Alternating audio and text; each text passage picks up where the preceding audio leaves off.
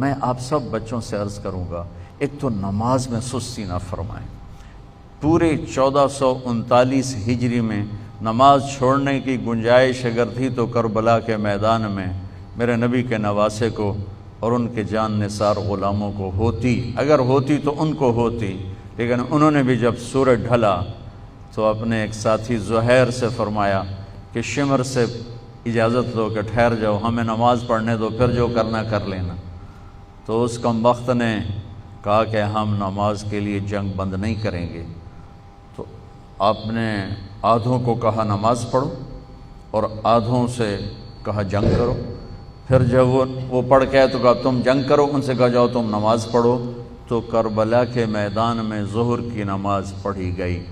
تو انہوں نے نماز نہیں چھوڑی اور پھر عصر سے پہلے سر کٹا کے نیزے پر چڑھ گئے۔ اس کے بعد ایک حدیث آپ کو سناتا ہوں، یہ آپ سب لے لیں، یہ بھی بچے بھی لے لیں، آپ بھی لے لو۔ میرے نبی وضو کر رہے تھے،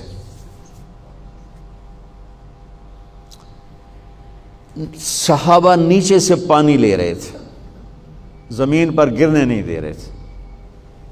کوئی ادھر لے رہا ہے، کوئی ادھر لے رہا ہے، آپس سے جو لڑائی بھی ہو رہی ہے، کوئی منہ تے مار رہا ہے، کوئی پی رہا ہے، کوئی ہتھاں تے، کوئی سینے تے۔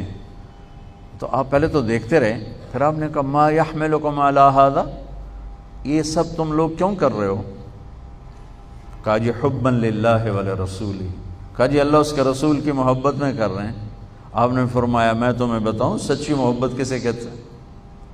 میں تمہیں بتاؤں سچی محبت کسے کہتے ہیں؟ من سرہ ان یحب اللہ ورسولہ ویحبہ اللہ ورسولہ۔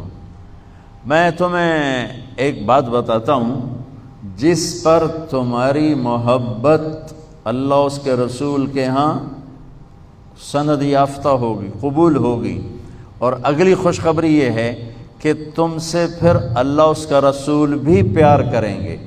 جو باتیں میں تمہیں بتانے جا رہا ہوں یہ تم کرو گے تو اللہ بھی تم سے پیار کرے گا، میں بھی تم سے پیار کروں گا، اور تمہارا پیار ہم قبول کریں گے۔ یہاں تو ہر ایک عاشق رسول ہونے کا دعویٰ کر رہا ہے، تو اب معیار کیا ہے؟ جیسے آپ ڈاکٹر ہونے کا کوئی دعویٰ کرتا ہے تو اسے پھر وہ ڈگری دکھانی پڑتی ہے،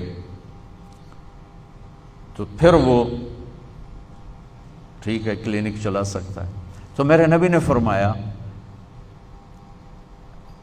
میں تمہیں بتاؤں کہ اللہ اس کے رسول سے سچا پیار کرنے والا کون ہے، کہ جس سے اللہ اس کا رسول بھی پیار کرتے ہیں جان بین سے۔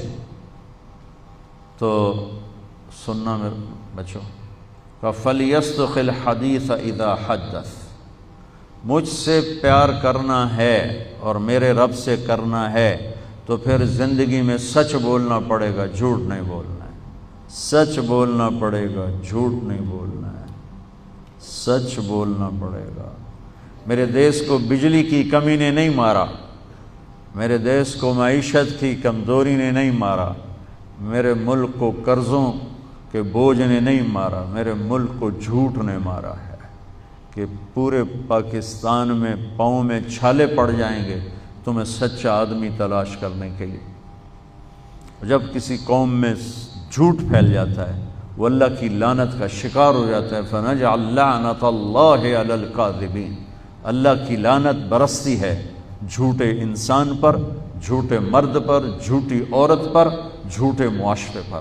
تو میرے نبی نے حب رسول کا، حب رسول کا، حب محبت رسول کا پہلا پیمانہ